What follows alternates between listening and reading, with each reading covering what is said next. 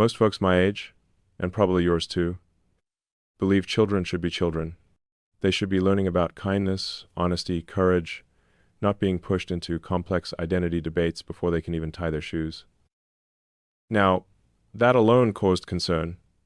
Parents started speaking up, questioning why this content was being featured so prominently in the kids section.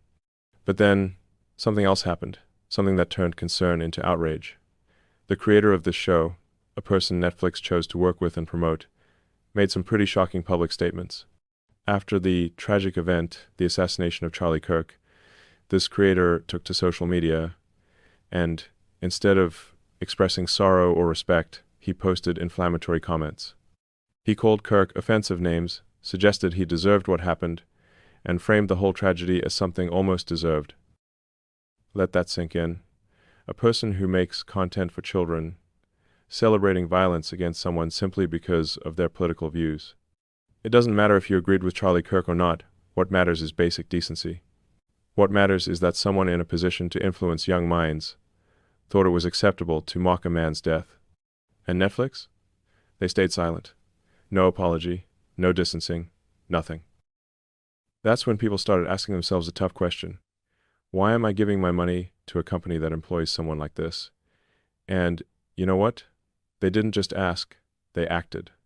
Social media lit up with screenshots of cancellation confirmations.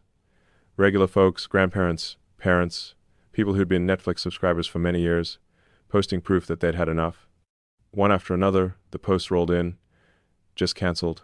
Done with Netflix. They won't get another dime from me. And it wasn't just everyday people. Some pretty high-profile voices joined in too. When someone with tens of millions of followers says, "Same, I canceled," that sends a message. It tells Netflix and every other company out there that actions have consequences, that you can't just ignore your customers' values and expect them to keep paying you month after month. But here's the thing. This wasn't really about one show or even one creator's bad behavior. It was the final straw. For years now, a lot of us have watched Hollywood and the big streaming platforms push content that feels more like propaganda than entertainment. It's exhausting, isn't it? You sit down to watch a movie or a series, hoping for a good story, and instead you get lectured. You get characters and plot lines that feel like they're designed to push a specific agenda rather than just tell a compelling tale. I've heard from so many people, folks who remember when movies were about heroes and villains, love and adventure, right and wrong. Not every story had to carry a political message. Not every kids' show had to be a vehicle for adult debates. Entertainment was supposed to be an escape, a way to relax and recharge. But somewhere along the way, it became a battlefield. And a lot of us are just tired of fighting every time we turn on the TV. Now, let's talk about the kids for a minute. Because if you're like me, you probably spend a fair amount of time with them. Maybe you watch them after school, or you have them over on weekends. And you want to make sure they're safe, not just physically, but mentally and emotionally too. You want them growing up with strong values, clear thinking, and a sense of right and wrong. And that means being careful about what they're exposed to. Here's the uncomfortable truth. What children watch shapes how they see the world. The stories they consume, the characters they admire, the messages they absorb, all of it matters. And when a platform like Netflix, which so many families trust, starts slipping in content that contradicts the values you're trying to teach, it creates a problem. Suddenly, you're not just competing with peer pressure or schoolyard gossip. You're competing with a billion-dollar entertainment machine that has a different set of priorities. And you know what the hardest part is? A lot of parents and grandparents didn't even realize it was happening.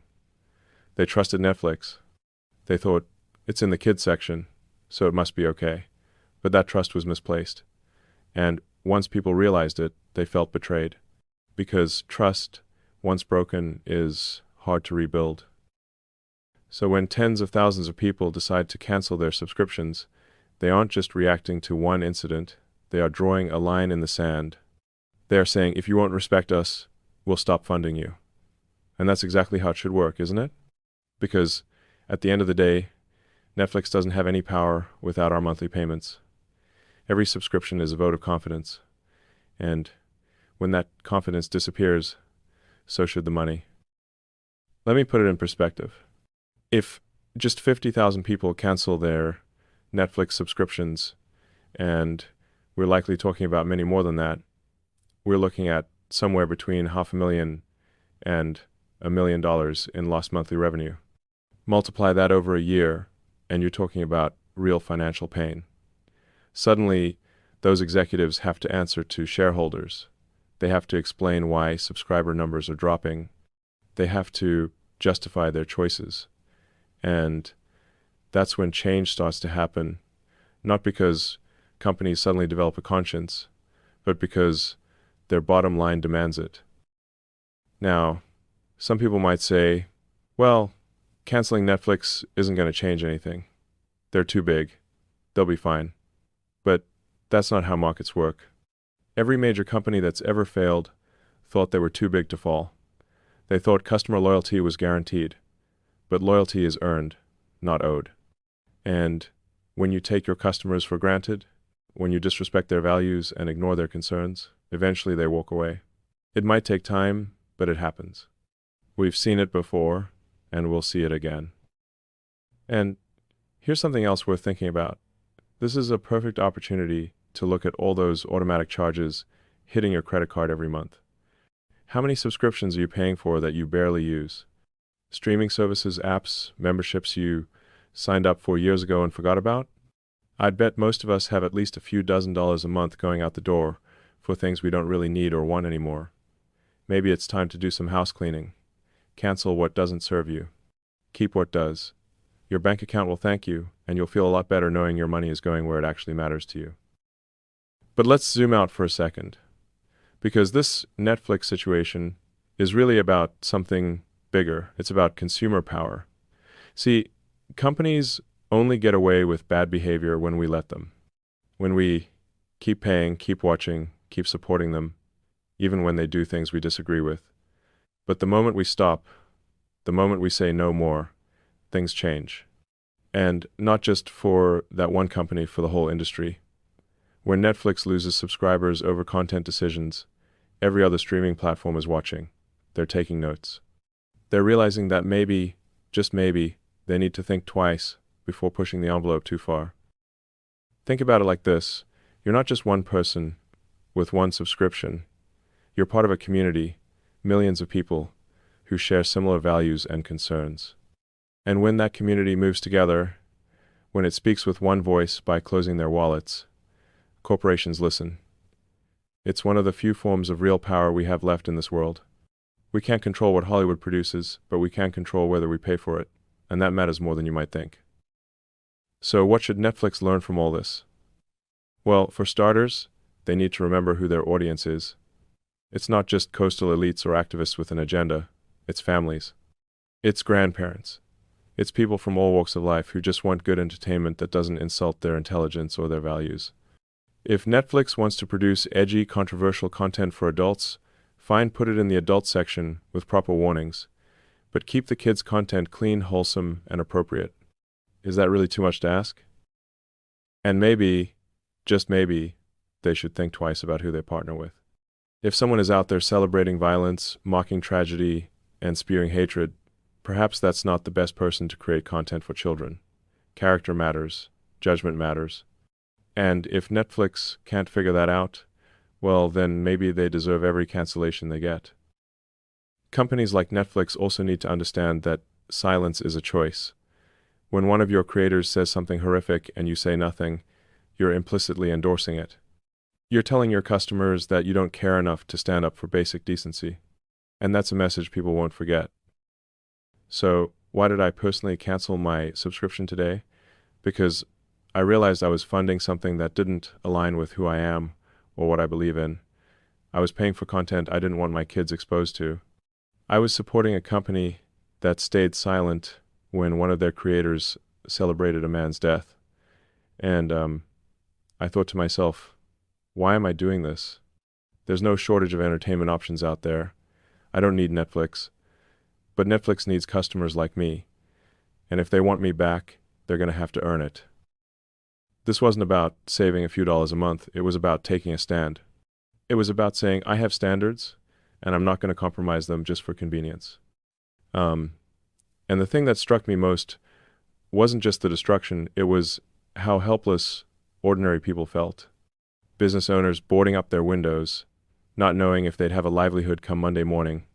Families afraid to walk their own streets. Maybe you saw it too. Maybe you thought about your own neighborhood, your own community, and wondered how things got so out of control. Because this wasn't just random chaos. When you see the same tactics repeated in city after city, when you see coordinated attacks on federal buildings, when you see people showing up with identical gear and strategies, that's not spontaneous anger. That's organization. And here's where it gets interesting. For the longest time, we were told this was just an idea. You'd hear politicians and talking heads on cable news say, Antifa isn't really a group, it's just anti-fascism. It's just people angry about injustice. But ideas don't throw Molotov cocktails. Ideas don't coordinate tactical responses across multiple cities. Ideas don't have logistics chains that supply masks, shields, and incendiary devices to hundreds of people simultaneously. So what changed? What made this scattered network of angry protesters into something more formidable? Well, the same thing that makes any movement powerful: infrastructure, communication, and most importantly, funding. You see, movements need money. They need it for travel, for equipment, for legal support when members get arrested. And when you start following that money trail, things get very serious very quickly. Think about it like this. Imagine you're trying to water a garden. You can have the most dedicated gardeners in the world, but without a water source, nothing grows. Cut off the water supply, and even the hardiest plants wither. The same principle applies to any organization, whether it's a charity, a business, or, yes, a militant activist network. Money is the water that keeps everything alive. And for years, that water was flowing freely. Various nonprofits, donor networks, activist organizations, they all played a role in building the infrastructure that supported street-level action. Some of this was direct, some of it was indirect: legal defense funds, bail funds, communications platforms, training programs. All of it required resources, and all of those resources had to come from somewhere. Now, I want you to imagine living in one of these cities during the height of the violence. You own a small shop. Maybe it's a diner, maybe it's a bookstore, maybe it's a clothing boutique. You built this business from nothing. You put your savings into it, your time, your dreams.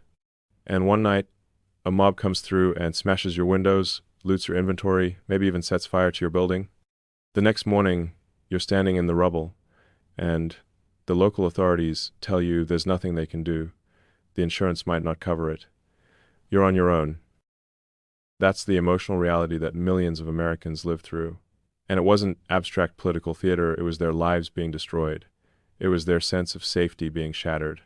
And for what? What was actually being accomplished beyond destruction and fear? But here's the thing about chaos: it only lasts as long as people tolerate it. Eventually, the pendulum swings back. Eventually, people demand accountability. And when the federal government finally decides to treat organized violence as what it actually is, terrorism, everything changes. So let's talk about what's happening right now. In late September of this year, for the first time, we're seeing mass arrests of individuals identified as Antifa militants, and they're not being charged with simple assault or vandalism. They're being charged under terrorism statutes. This is a seismic shift in how the legal system approaches these cases. The catalyst was an incident in Eugene, Oregon, at an ICE facility. Federal officers were conducting enforcement operations, and a group showed up not to peacefully protest, but to attack. They threw objects at agents, they vandalized federal property, they attempted to intimidate and terrorize law enforcement officers who were simply doing their jobs. This wasn't civil disobedience. This was coordinated assault. And this came right on the heels of something even more disturbing: the Dallas ICE shooting. A detainee was killed, 2 others wounded. The shooter left behind explicit notes saying he wanted to maximize casualties among federal agents. He inscribed anti-ICE messages on his ammunition. He used tracking apps that some in the media had actually promoted, apps designed to help people locate and monitor ICE agents' movements. The apps were supposedly to help undocumented immigrants avoid enforcement, but in the wrong hands they became tools for targeting. You have to pause and think about that for a moment. Technology that was praised as humanitarian was weaponized to hunt federal law enforcement. And when that became clear, when someone used those tools to carry out an attack that killed and wounded people, the calculus changed. Suddenly, it wasn't about free speech or activism anymore. It was about preventing the next attack. So the administration acted swiftly. Federal agents moved in on multiple Antifa militants in Eugene. They arrested them en masse. And for the first time in American history, these individuals are being prosecuted not as rowdy protesters, but as terrorists. That word matters. That designation carries weight. Because once you label a group a terrorist organization, once you start charging individuals under those statutes, the government's toolkit expands dramatically. Let me explain how this works in simple terms. Under normal circumstances, if someone commits assault or vandalism, they get charged with those specific crimes. The penalties are limited. The investigation focuses on that individual act. But terrorism charges are different. Terrorism charges allow prosecutors to look at the bigger picture, the network, the funding, the coordination. It's not just about what one person did on one night. It's about the entire structure that enabled and encouraged that action. And here's where it gets even more powerful. There's a legal framework called RICO, the Racketeer, Influenced, and Corrupt Organizations Act. It was originally designed to take down organized crime syndicates, the mafia, cartels. The idea is simple but devastating. If you can prove that an organization exists to commit crimes, you can prosecute not just the people who pulled the trigger or threw the brick, but everyone who supported them. The people who funded them, the people who housed them, the people who provided logistics. Think of it like this. Imagine you're trying to shut down an operation. You could arrest the street dealers one by one, but they'd just be replaced. Or you could go after the whole network, the suppliers, the money launderers, the landlords who rent properties for substance houses, the accountants who hide the profits. When you dismantle the entire structure, the operation collapses. That's what RICO does. And when you combine RICO with a terrorism designation, you create a legal hammer that can shatter an organization from the inside out. Because suddenly, anyone associated with the group faces serious risk. Banks that process their transactions can be investigated. Landlords who rent to known members can be held liable. Schools or organizations that provide platforms or resources can be implicated.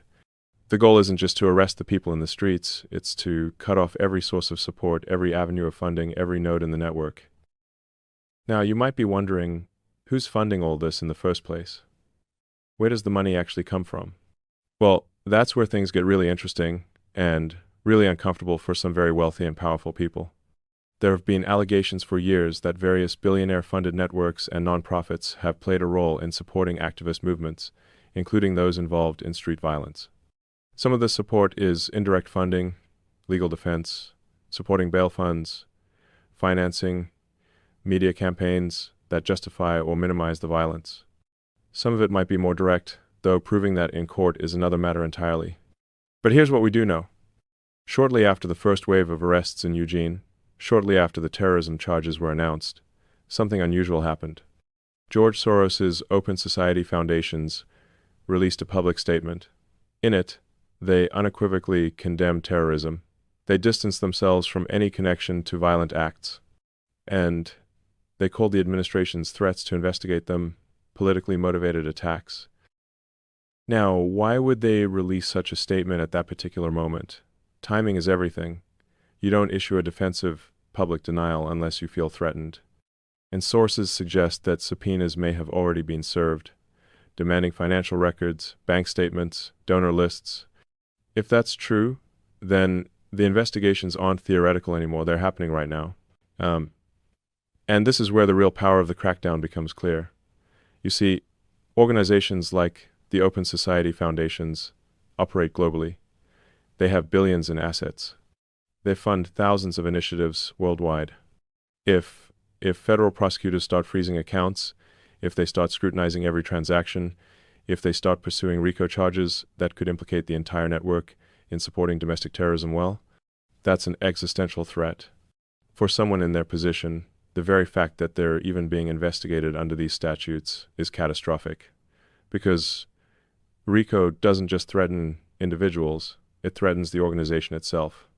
It can result in asset forfeiture, in the dismantling of entire foundations.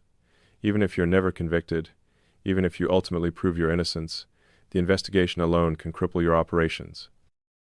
So, when you see a panicked public statement denying involvement, when you see organizations scrambling to distance themselves, that tells you the pressure is real. That tells you the administration isn't bluffing. They're serious about following the money all the way to the top. And here's the thing, this approach has historical precedent. When the federal government decides to destroy an organization, when they deploy the full weight of terrorism designations and RICO prosecutions, they usually succeed. We've seen it with organized crime. We've seen it with cartels. We've seen it with foreign terrorist groups. The pattern is always the same. Isolate the structure, cut off the funding, criminalize association, and watch it collapse. But let's zoom out for a second and talk about what this means in the bigger picture. Because Antifa isn't happening in a vacuum.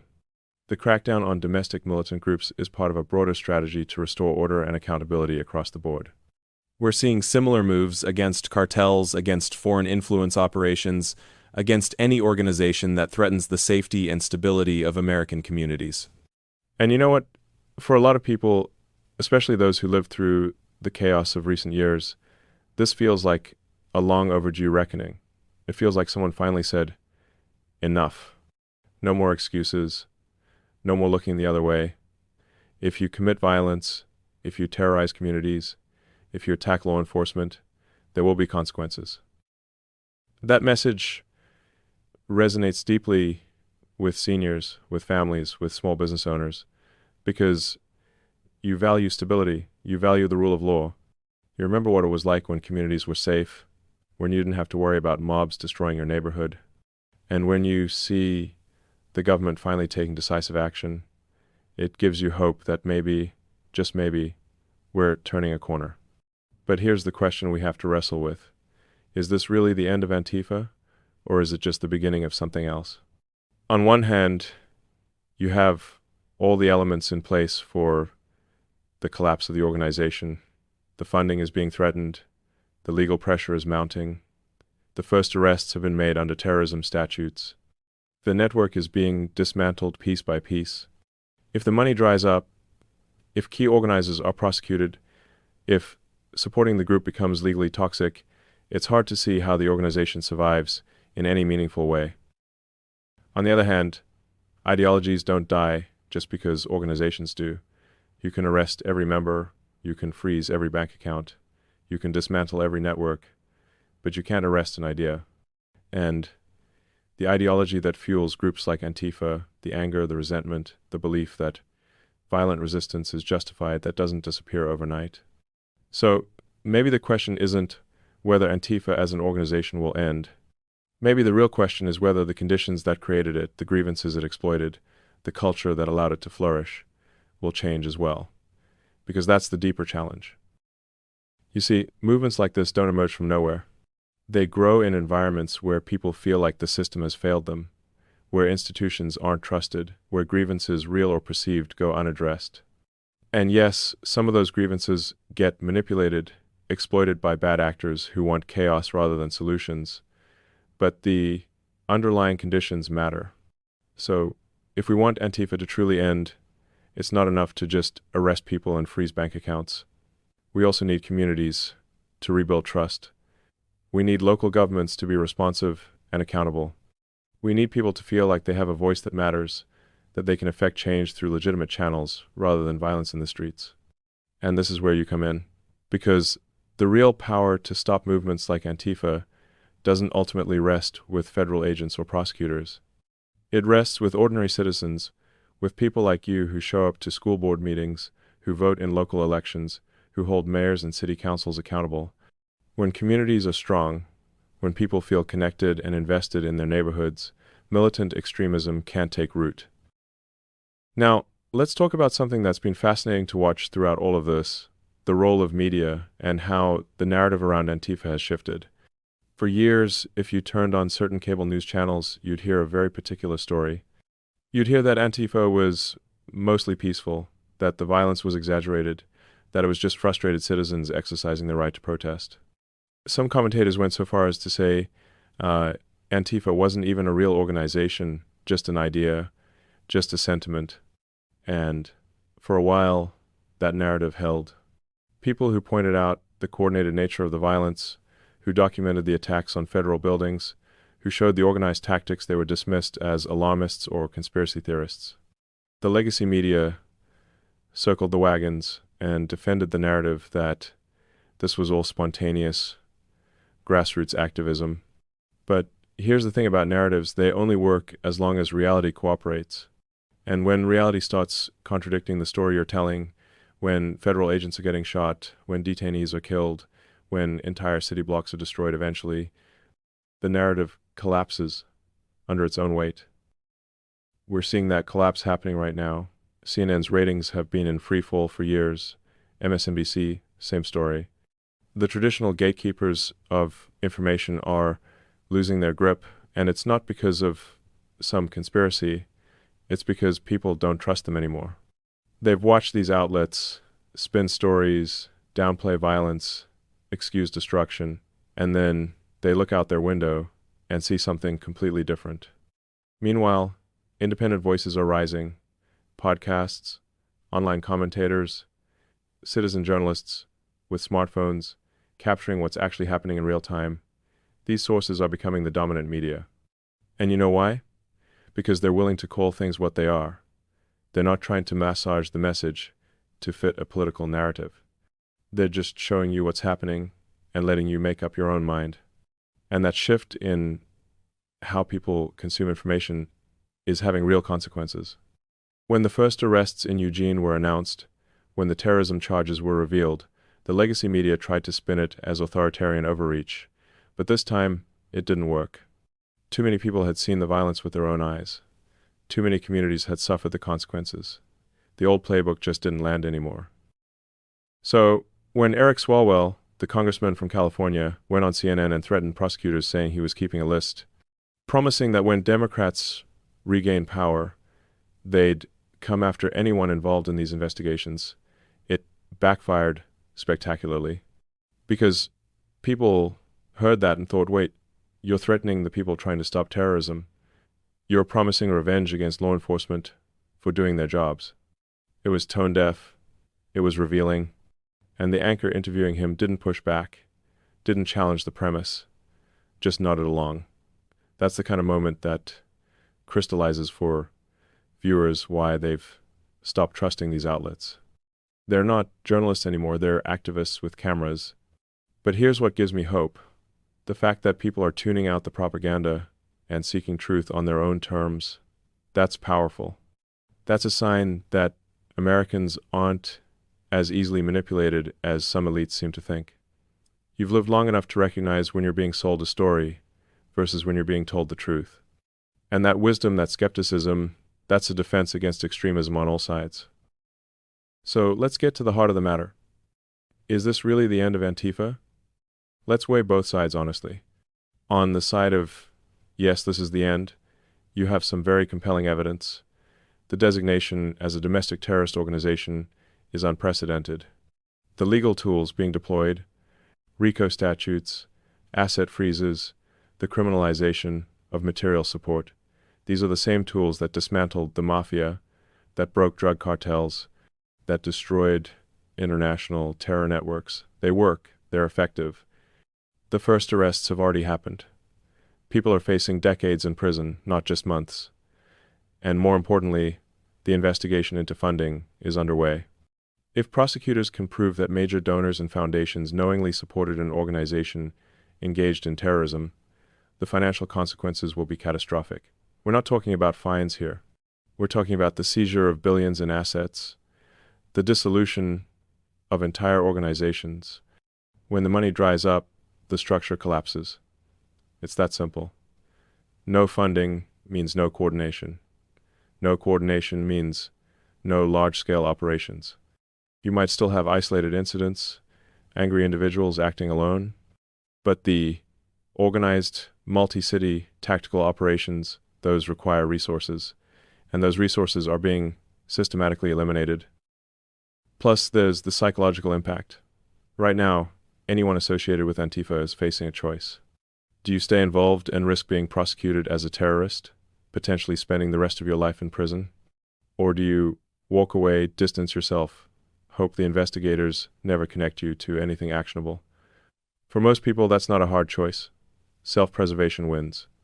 And as more people peel away, as the network fragments, it becomes harder and harder to sustain any kind of coordinated action.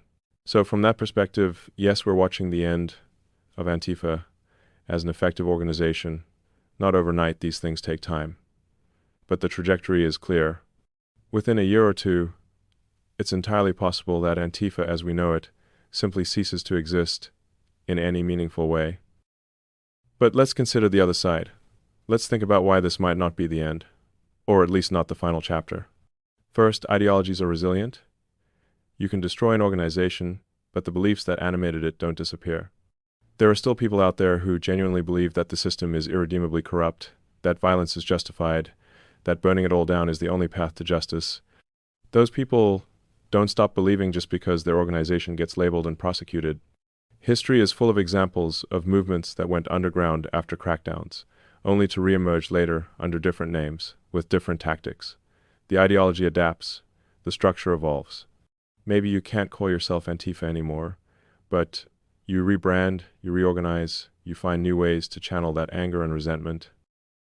Second, let's be honest about the conditions that created this in the first place. If people feel excluded from the political process, if they feel like their voices don't matter, if they see corruption and injustice going unpunished, that fertile ground for extremism remains. You can arrest every current member of Antifa, but if the underlying grievances aren't addressed, someone else will fill that void. And third, there's the question of martyrdom. When you prosecute people as terrorists, when you shut down organizations, you run the risk of creating martyrs. There will be people who view those arrested as heroes, as freedom fighters standing up to an oppressive system. And that narrative, however distorted, can inspire the next generation of militants. So from this perspective, Antifa as a brand might end, but the phenomenon it represents, violent, anti-establishment extremism, that might just take a different form. Maybe it goes quieter, more decentralized. Maybe it merges with other movements. Maybe it lies dormant for a few years and resurfaces when conditions change. So which is it? Is this the end, or just a new chapter? Honestly, I think the answer is both. I think we're watching the end of Antifa as an organized, coordinated force capable of sustained operations across multiple cities. The legal and financial pressure is too intense. The consequences are too severe. The network will collapse. But I also think the ideology won't disappear. There will still be individuals who believe violence is the answer. There will still be grievances that fester. There will still be attempts to organize resistance, even if it looks different than it did before. So, what determines the outcome? What decides whether this is truly the end, or just a temporary setback before the next wave? In my view, it comes down to three things. First, sustained political will. The crackdown has to continue. The investigations have to be thorough. The prosecutions have to result in convictions. If the pressure lets up, if the next administration decides to back off, if donors and organizers think they can wait this out, then the network rebuilds. But if the legal hammer keeps falling, if every attempt to reorganize is met with immediate consequences, then the organization stays dead. Second, cultural pushback. Communities have to reject the ideology, not just the organization. That means calling out violence when you see it, no matter what side it's coming from. It means defending the rule of law even when it's inconvenient. It means building strong, connected neighborhoods where people don't feel like extremism is their only option. And third, addressing legitimate grievances. Look, not everyone involved in these movements was a bad person. Some of them genuinely believed they were fighting injustice. The problem was the tactics, the violence, the destruction. But if we want to prevent the next Antifa, we have to create pathways for people to address their concerns without resorting to extremism.